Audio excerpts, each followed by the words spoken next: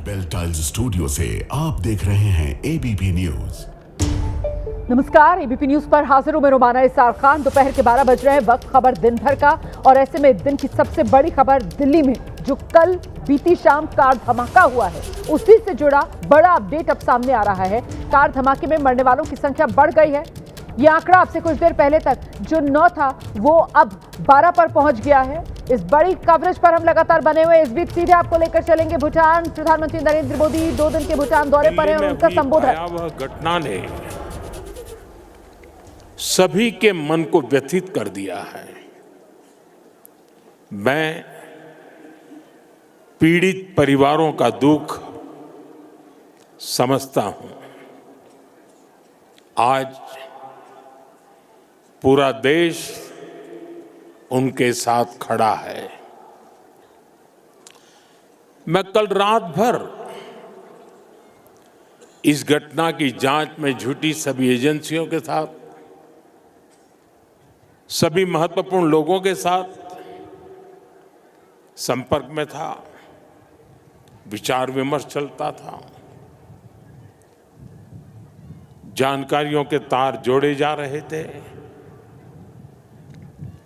हमारी एजेंसियां इस षड्यंत्र की तह तक जाएगी। इसके पीछे के षड्यंत्रकारियों को बख्शा नहीं जाएगा। All those responsible will be brought to justice.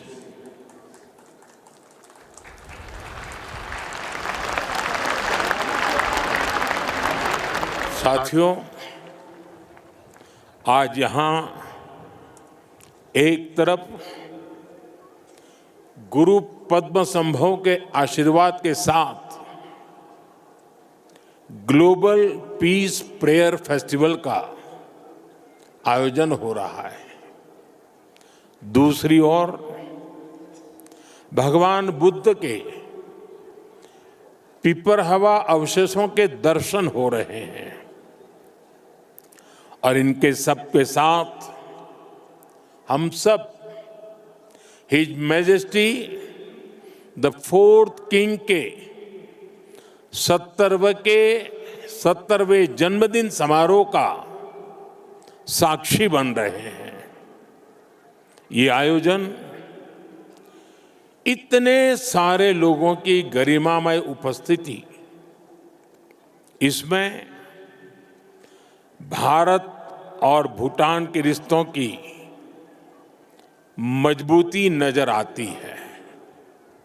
साथियों, भारत में हमारे पुरखों की प्रेरणा है वसुधैव कुटुंबकम, यानी पूरा विश्व एक परिवार है। हम कहते हैं सर्वे भवन्तु सुखिनः, यानी इस धरती पर सभी सुखी रहे। हम कहते हैं द्यो शांति ही, अंतरिक्षम शांति ही, पृथ्वी शांति ही, आपः शांति ही, औषधय शांति ही, अर्थात संपूर्ण ब्रह्मांड, आकाश, अंतरिक्ष, पृथ्वी, जल, औषधियां, वनस्पतियां और सभी जीवित प्राणियों में शांति व्याप्त हो।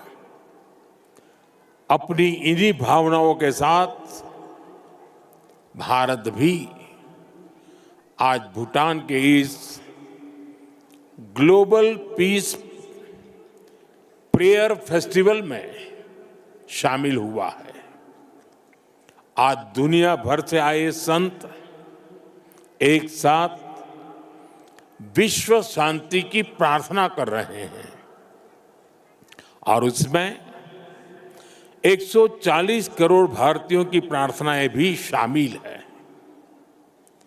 वैसे यहां बहुत लोगों को पता नहीं होगा, वडनगर जहां मेरा जन्म हुआ, बौद्ध परंपरा से जुड़ी एक पुण्य भूमि रही है और वाराणसी जो मेरी कर्मस्थली है वो भी बौद्ध श्रद्धा का शिखर स्थल है। इसलिए इस समारोह में आना विशेष है। मेरी प्रार्थना है कि शांति का ये दीप भूटान के, विश्व के हर घर को आलोकित करे।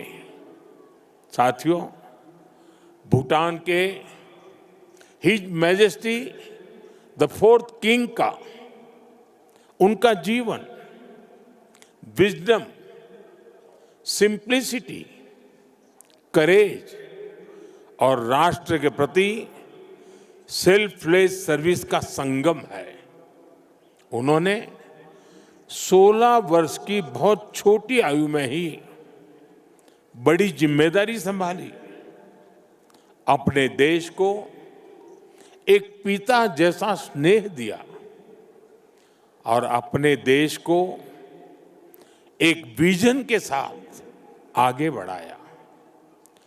34 वर्षों के अपने शासनकाल में उन्होंने भूटान की विरासत और विकास दोनों को साथ लेकर चले। भूटान में लोकतांत्रिक व्यवस्थाओं की स्थापना से लेकर बॉर्डर एरिया में शांति स्थापना कराने तक हिज मैजेस्टी ने एक निर्णायक भूमिका निभाई।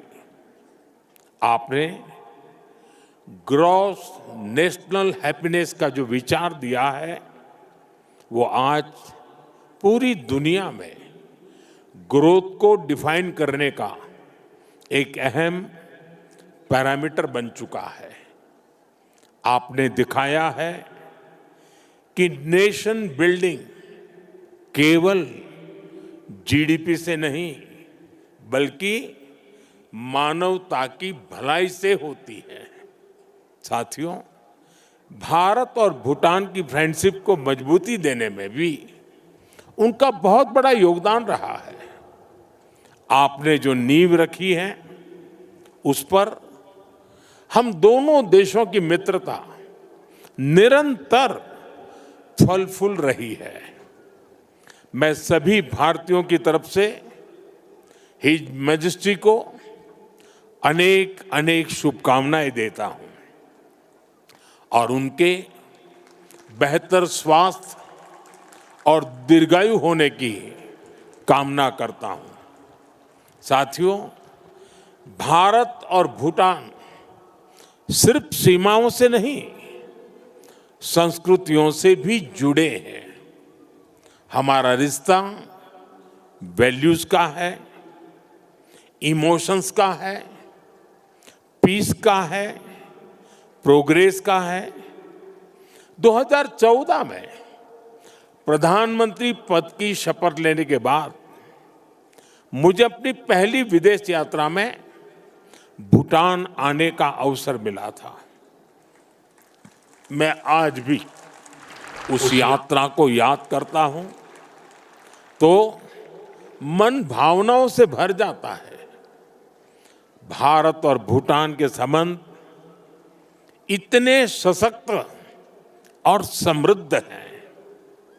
हम मुश्किलों में भी साथ थे, हमने चुनौतियों का सामना भी मिलकर किया और आज जब हम प्रोग्रेस की प्रॉस्पेरिटी की तरफ चल पड़े हैं तब भी हमारा साथ और मजबूत हो रहा है।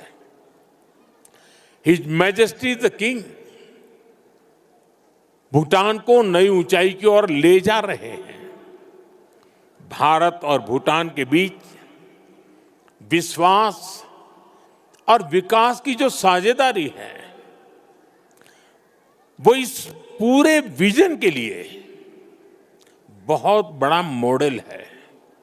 साथियों, आज जब हम दोनों देश तेजी से आगे बढ़ रहे हैं, तो इस ग्रोथ को हमारी एनर्जी पार्टनरशिप और गति दे रही है।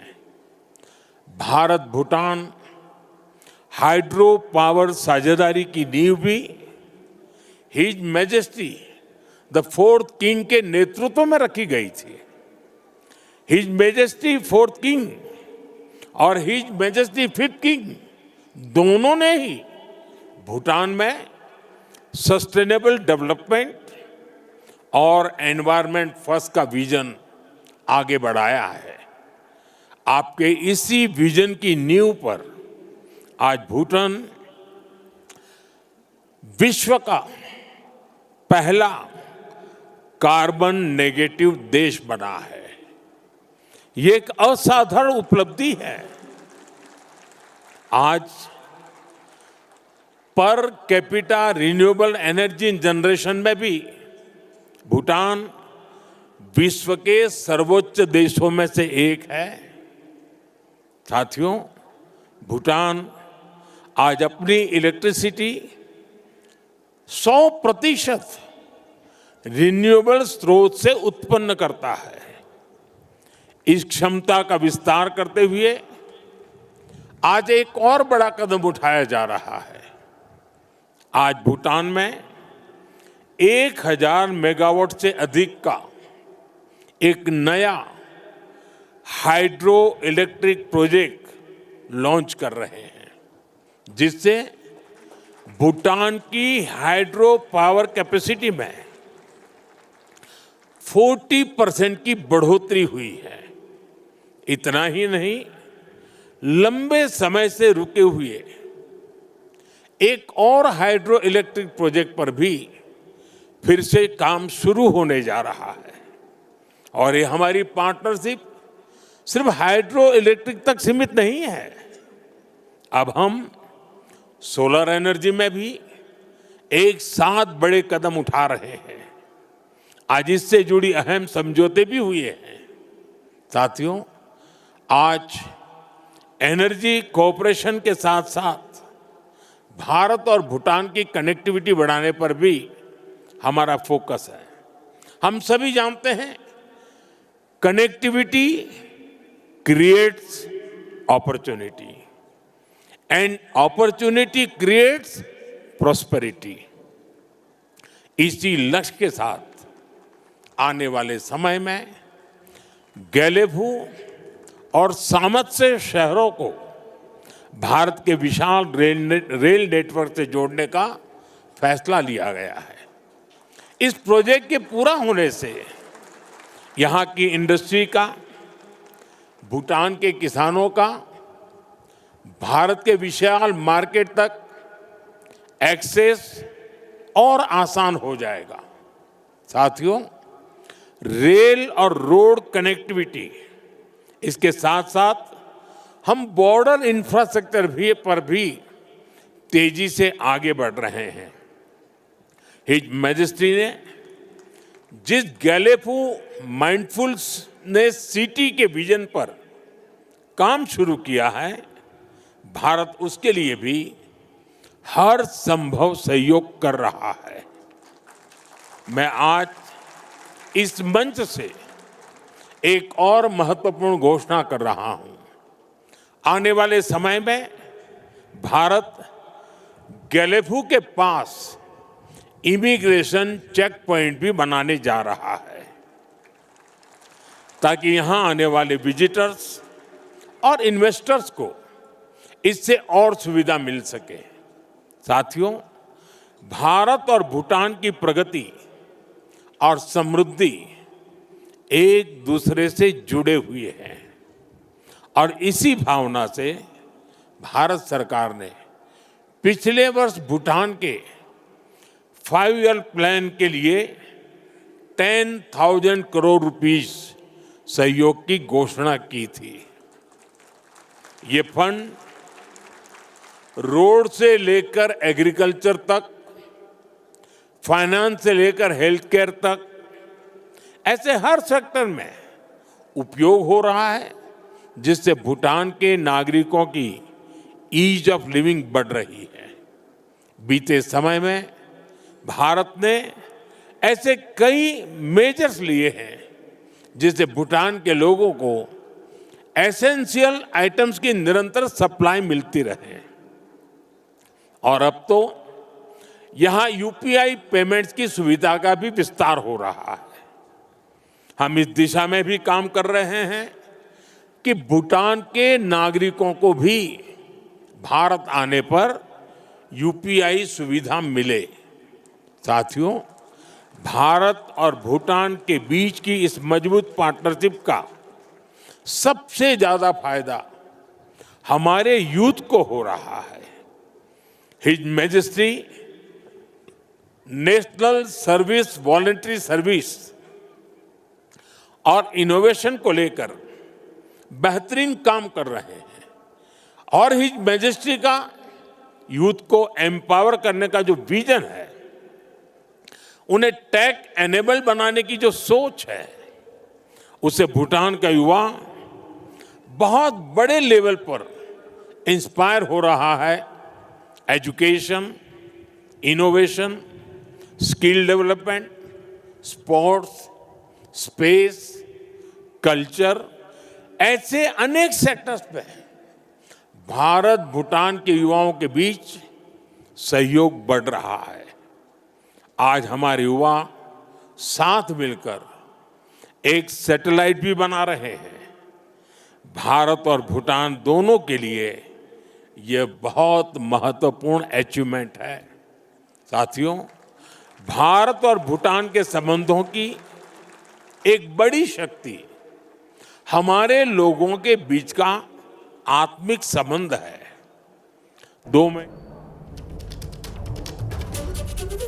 भूटान में प्रधानमंत्री नरेंद्र मोदी का संबोधन और दिल्ली में जो धमाका हुआ उसी का जिक्र करते हुए पीड़ितों के साथ अपनी संवेदनाएं व्यक्त करते हुए प्रधानमंत्री नरेंद्र मोदी ने भूटान में अपने संबोधन की शुरुआत की और साथ ही साथ षड्यंत्र की तह तक जांच एजेंसियां जाएंगी और षड्यंत्रकारियों को बख्शा नहीं जाएगा, ये हुंकार प्रधानमंत्री नरेंद्र मोदी ने भूटान से भर दी है। इस बीच एक और बड़ी खबर, दिल्ली कार धमाके के बाद लखनऊ में बड़ी छापेमारी हुई है। यूपी एटीएस और जम्मू कश्मीर पुलिस की ये संयुक्त कार्रवाई बताई जा रही है। फरीदाबाद से आतंकी मॉड्यूल को लेकर अब छापेमारी लखनऊ तक पहुंच गई है। लखनऊ के मडियाओं में जो IIM रोड है वहां पर छापेमारी चल रही है। डॉक्टर मुजम्मिल की गर्लफ्रेंड डॉक्टर शाहीन यहीं लखनऊ की रहने वाली है।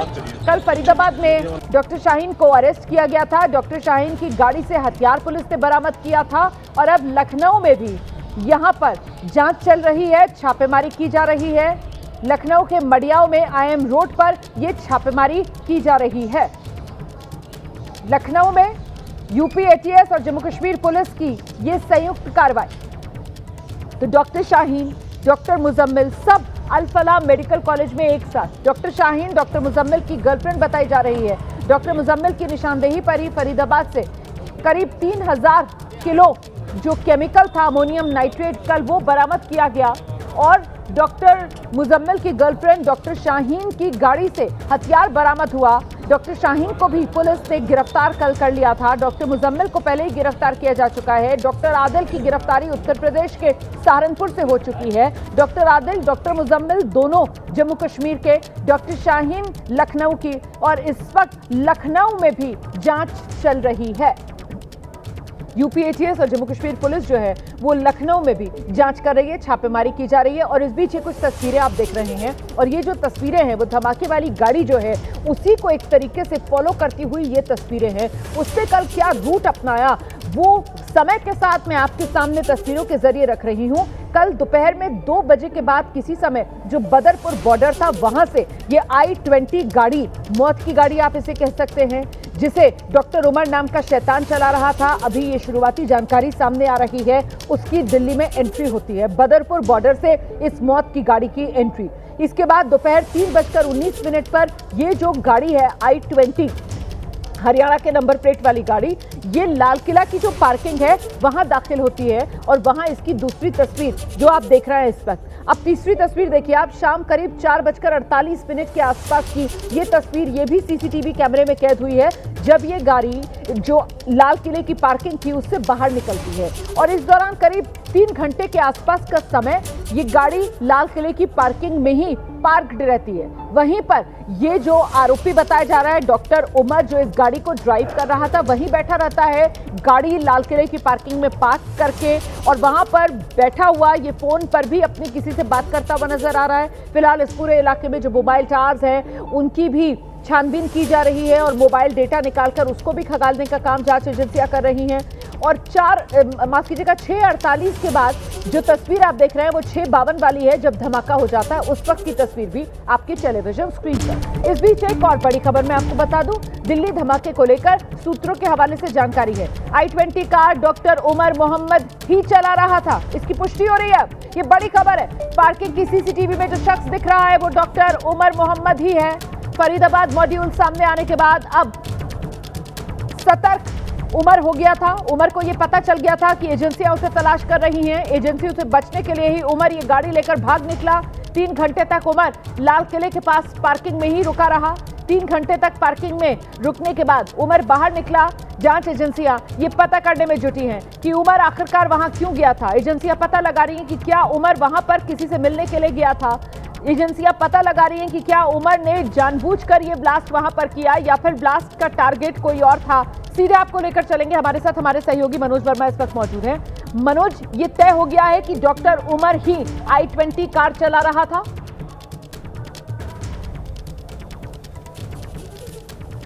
देखिए, ये साफ हो चुका है कि डॉक्टर उमर ही जो i20 कार है वो चला रहा था। बदरपुर बॉर्डर से वो दिखा निकलते हुए सीसीटीवी कैमरे में। उसके बाद 3:18 पर जो कार थी i20 कार वो पार्किंग के अंदर दाखिल हुई है और 3 घंटे तक डॉक्टर उमर जो है वो पार्किंग के अंदर ही बैठा रहा। क्या वो वहां पर किसी का इंतजार कर रहा था, क्या कोई उससे मिलने के लिए आने वाला था, ये तमाम सवाल है जिनके जवाब अभी तलाशे जा रहे हैं। इसके बाद वो करीब 3 घंटे तक रहने के बाद वहां से बाहर निकलता है और बाहर निकलने के भी रूट को जो है पुलिस अब ये देख रही है कि वो किस रास्ते से लाल किले के गेट तक पहुंचा था, यानी कि लाल किले की रेड लाइट पर पहुंचा था। अगर पार्किंग से बाहर निकलते हैं तो यहां तक आने के 2 रास्ते बनते हैं। पहला रास्ता, अगर वो पार्किंग से बाहर निकलने के बाद लेफ्ट लेता है और ISBT की तरफ से होते हुए आता है तो वो सीधा लाल किले की इस रेड लाइट पर आएगा। दूसरा रास्ता, अगर वो लाल किले की पार्किंग से बाहर निकलने के बाद राइट लेता है, जामा मस्जिद की तरफ से आता है और आगे से सीधा लाल किले को क्रॉस करते हुए, लाल मंदिर को क्रॉस करते हुए U-टर्न करता है, तब वो उस रेड लाइट पर पहुंचेगा। तो अभी जो तमाम सीसीटीवी फुटेज है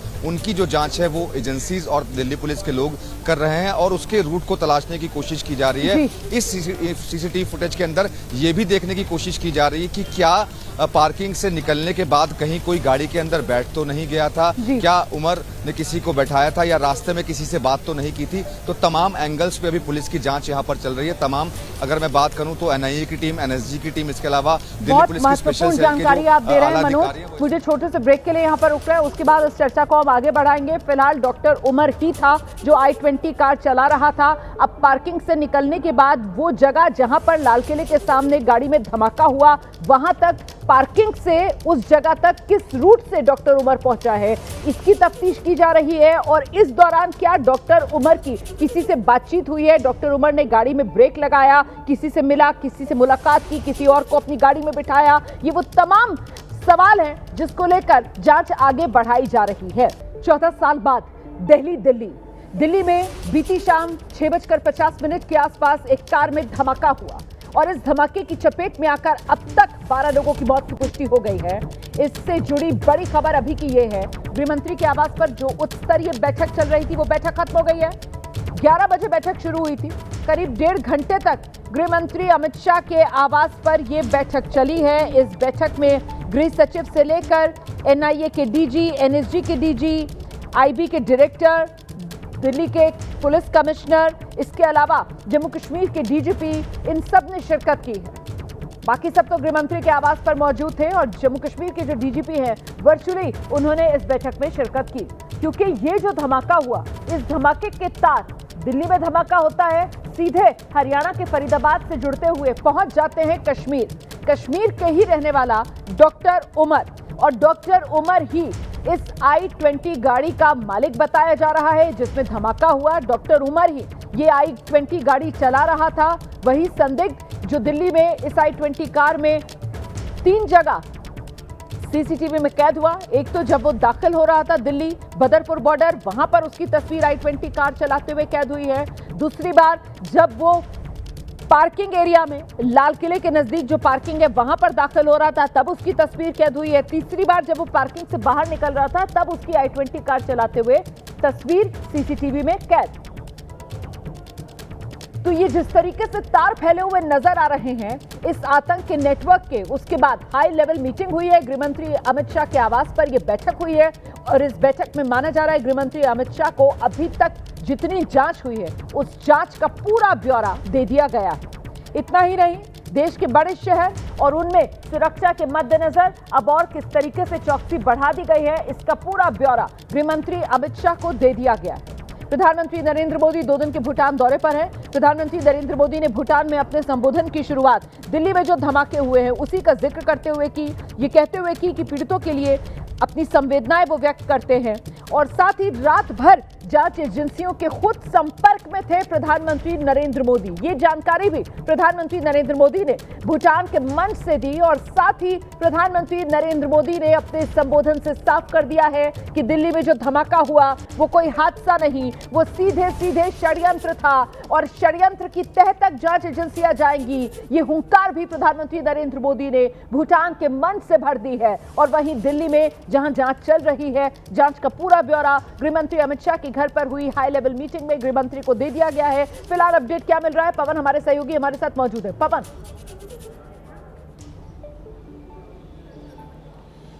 देखिए, जो गृहमंत्री के आवास पर हाई लेवल जो बैठक चल रही थी अब से थोड़ी देर पहले खत्म हो गई। तकरीबन 1.5 घंटे ये बैठक चली है। तमाम जो जांच एजेंसीज के जो आला अधिकारी थे, चाहे गृह सचिव की बात करें, डीजी एनआईए की बात करें, डीजी एनएसजी की बात करें, डायरेक्टर आईबी की बात करें या फिर जम्मू कश्मीर के डीजीपी की बात करें, ये सब लोग इस बैठक में मौजूद थे और बैठक में एक एक पहलू को लेकर चर्चा हुई। और जैसा रोमाना आप जिक्र कर रही थी प्रधानमंत्री के, जो अभी भूटान में थोड़ी देर पहले अपना वो उद्बोधन दे रहे थे, तो उन्होंने साफ कहा था जो षड्यंत्रकारी हैं उनको बख्शा नहीं जाएगा। तो यानी कि इस बैठक में भी वही सब चीज पर चर्चा हुई है। देर रात तक, पूरी रात तक जो इन्वेस्टिगेशन चली है, जो जांच चली है, जांच के तार कहां से जुड़ते हैं, लगातार कई सारी तरह की खबरें आ रही हैं। फरीदाबाद का जिक्र हो रहा है, सहारनपुर का जिक्र हो रहा है, कश्मीर का जिक्र हो रहा है।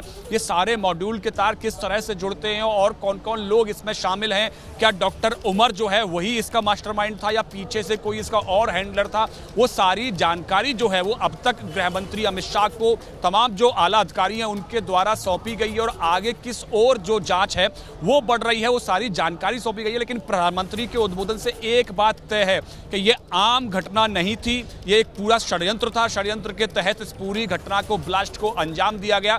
प्रधानमंत्री ने ये साफ कर दिया है और गृहमंत्री ने भी तमाम अधिकारियों को ये कहा है कि जो भी दोषी हो उसको जल्द से जल्द उनको पता लगाया जाए, उनको पकड़ा जाए और उनको खिलाफ कड़ी कार्रवाई की जाए। यानी कि तमाम जो डॉट्स हैं, कल से लगातार जो जांच एजेंसीज हैं, कल सुबह से पहले फरीदाबाद में जो रेड हुई, उसके बाद में देर शाम ब्लास्ट होता है, ब्लास्ट के बाद में जांच एजेंसीज और ज्यादा सक्रिय हो जाती है। सक्रिय होने के बाद तमाम जगह और जगह कार्रवाई होती है, चाहे वो इन्वेस्टिगेशन एजेंसीज हो या फिर पुलिस की तमाम, चाहे वो फरीदाबाद पुलिस हो, दिल्ली पुलिस हो, कश्मीर पुलिस हो, तमाम ये लोग हैं जो लगातार जांच कर रहे हैं। आगे जो भी आरोपी हैं या जो भी जिनके ऊपर जरा भी शक है उन सबको जो डिटेन करके इन्वेस्टिगेट किया जा रहा है, पूछताछ की जा रही है और एक एक चीज को बकायदा बारीकी से जांचा जा रहा है कि क्या कुछ इस पूरे अब तक की जांच के आधार पर क्या हुआ है।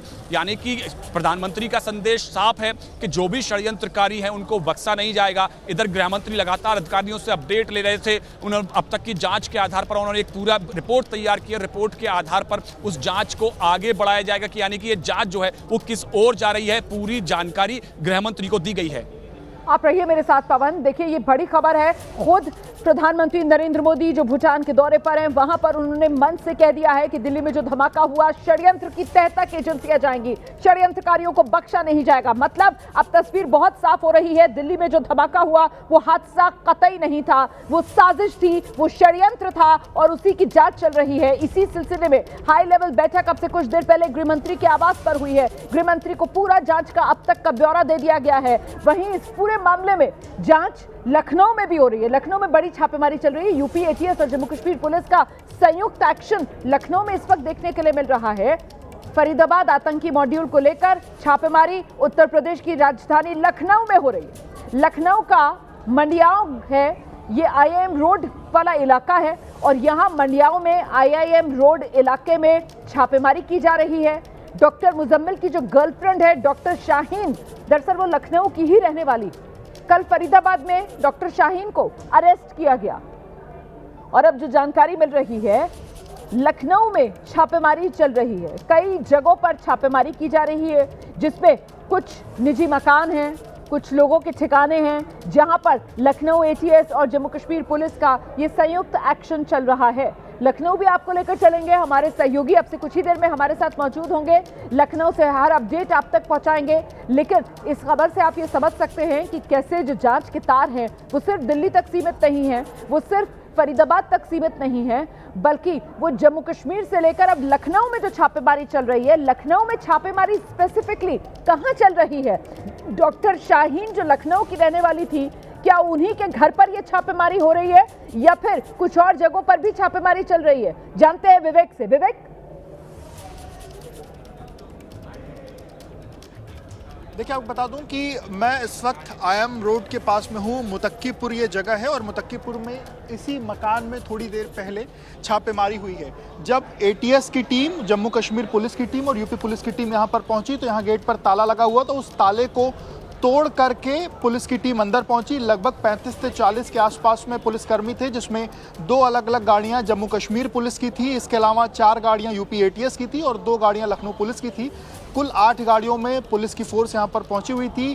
ताला तोड़ करके अंदर पहुंची, अंदर जाकर के अलग अलग कमरों की छापेमारी, अंदर अलग अलग उन रूम्स को देखा है और उसके बाद लगभग 20 मिनट बाद जो पुलिस की टीम है वो बाहर निकली है। साथ साथ एक और तस्वीर आपको दिखा दूं, जिस डॉक्टर परवेज का ये घर है उन्हीं की ये गाड़ी है। देखिए यूपी 11 नंबर गाड़ी, यूपी 11 BD 3563। और इसमें एक और इंटरेस्टिंग बात आपको दिखाऊं, देखिए इसको लेकर के ये दिखाया जा रहा है, ये डॉक्टर, इस पर भी डॉक्टर का जो निशान है वो लगा हुआ है, यानी कि ये भी डॉक्टर थे। और एक और चीज़, इंटीग्रल यूनिवर्सिटी वकील गेट पास, यानी कि ये व्यक्ति इंटीग्रल यूनिवर्सिटी में या तो कार्यरत हैं या वहाँ पर इनके जो रिश्ते हैं या वहाँ ये आते जाते हैं, जो लखनऊ में इंटीग्रल यूनिवर्सिटी है।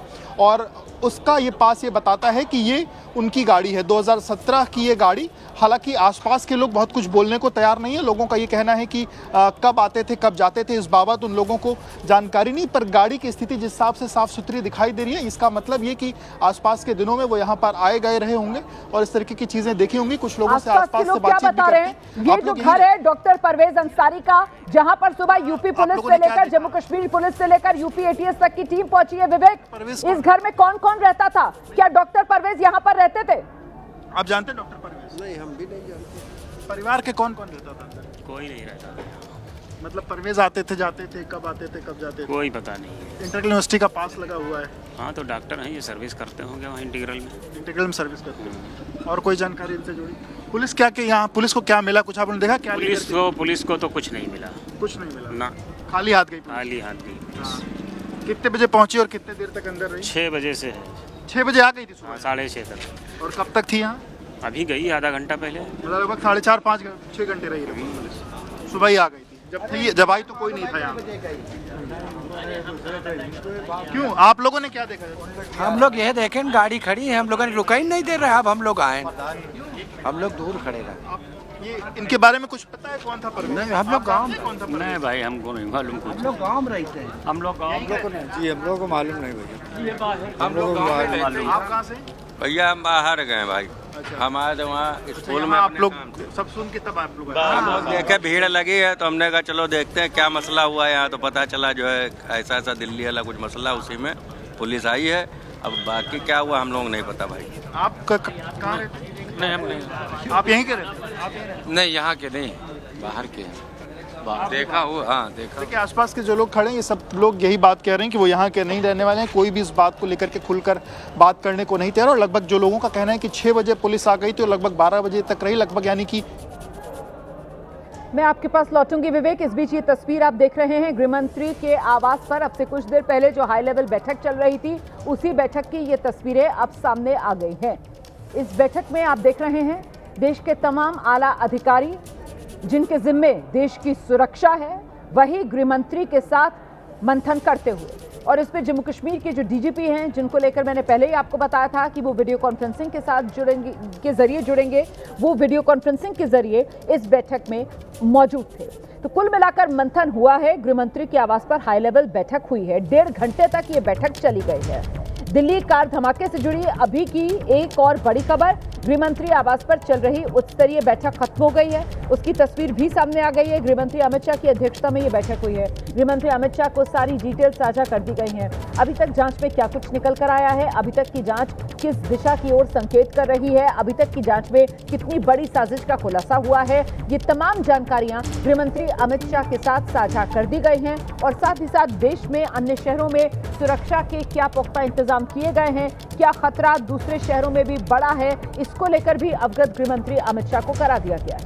और वहीं दूसरी तरफ ये तस्वीरें आप लखनऊ की देख रहे हैं। लखनऊ में Jammu Kashmir police, UP police और यूपी एटीएस, ये तीनों एजेंसीज की टीम पहुंची लखनऊ के आईएम रोड पर, जहां एक डॉक्टर परवेज अंसारी का ये मकान है। मकान पर बाहर मेन गेट पर ताला जड़ा हुआ था और उस ताले को तोड़कर जो जांच एजेंसियां हैं वो लखनऊ में घर में दाखिल हुई और घर में दाखिल होकर उन्होंने यहां पर तलाशी अभियान चलाया है। जानकारी मिल रही है जो स्थानीय लोग हैं कि घर में कोई नहीं था।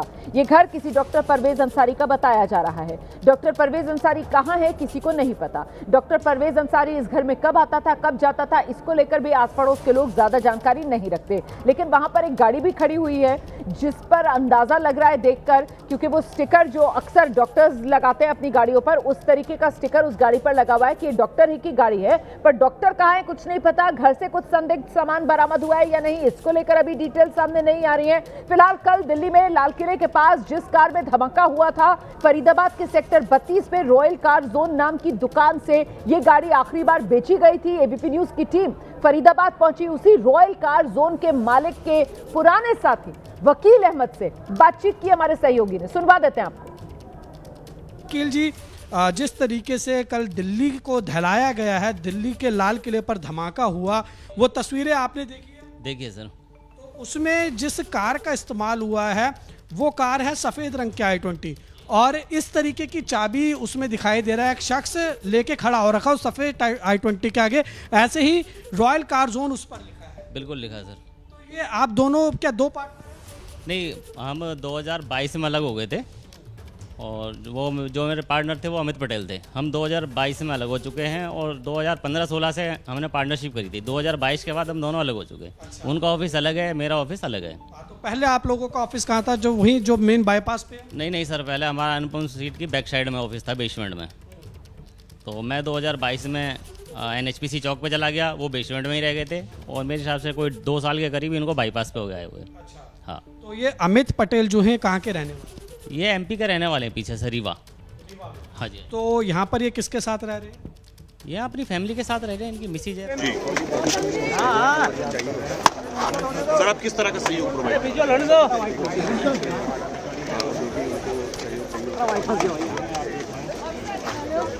सर, दिल्ली में सर बाकी राज्यों में भी सिक्योरिटी बढ़ाई गई है, अलर्ट्स किए गए। किन किन राज्यों में अगर आप सर बता सकें? सर, यहाँ सर किस तरह सिक्योरिटी? आप लोग किस तरीके से हेल्प कर रहे हैं सर? हेल्प कैसे कर रहे हैं? आराम से सर, 1 मिनट ठहर जाइए, आपको छोड़ देंगे सर, 1 मिनट ठहर जाइए, छोड़ देंगे सर। क्या सर क्या हो रहा है इसके बारे में क्या पता चल पाया? जी, अरे यार, अरे माइक तो नीचे कर लो, कैमरा पीछे करो, इतना आगे मत ले जाओ यार। सिक्योरिटी से रिलेटेड, अरे मोबाइल भाई आइडिया नीचे, रवि नीचे आई, माइक मदद क्या कर रहे हैं? क्या मदद कर रहे हैं? Sir, anything on the express. तो सीआरपीएफ सर, अभी तक प्रिलिमिनरी क्या पता चला है? ये जानकारी आपको सर आराम से सर बताइए। देखिए, ब्लास्ट के बारे में आपको जानकारी दिल्ली पुलिस के जो ऑफिशियल स्पोक्स पर्सन है, हाँ, उनसे दी जाएगी। हाँ, हम लोग सीआरपीएफ से अरे माइक नीचे करो या नहीं भाई, अरे वो माइक ऊपर, माइक सीआरपीएफ के लिए आगे उसको मुहैया कराएगा और आपको जो ऑफिशियल जानकारी है दिल्ली पुलिस की सर, अभी तक सिक्योरिटी इन्हांसमेंट के लिए कोई इंस्ट्रक्शन आपको दी गई है? वो हमारा सारी एक्सरसाइज चल रही है। आप क्या देखा इधर आके, क्या देखा? सर एक्सप्लोजिव का कुछ पता चला है सर अभी तक एक्सप्लोजिव के बारे में? इसके बारे में आपको दिल्ली पुलिस ऑफिशियली जानकारी देगी, बट कुछ भी थोड़ा सा वेट करिए। तो इतनी बड़ी चूक कैसे हो गई सर? देखिए दिल्ली पुलिस की जो ऑफिशियल आपको जो जानकारी है उसकी तरफ से आपको भाई एलसीडी देखती रहे। हाँ मैं देख रहा हूँ भाई, जो वाइट कलर को चाहिए वो हमको मिलेगा। सो अभी कुछ हेल्प आपसे मांगी गई है सर, कुछ extra additional help sir?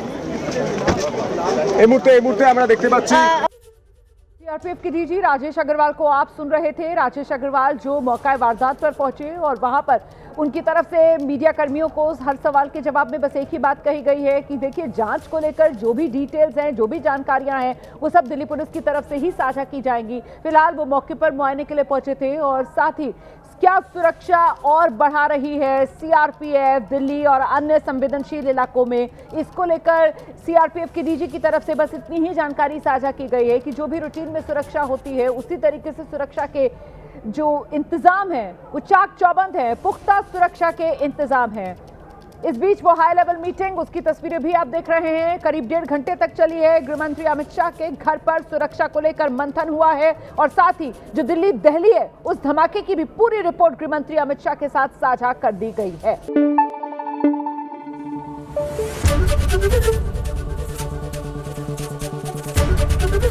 ABP news आपको रखे आगे।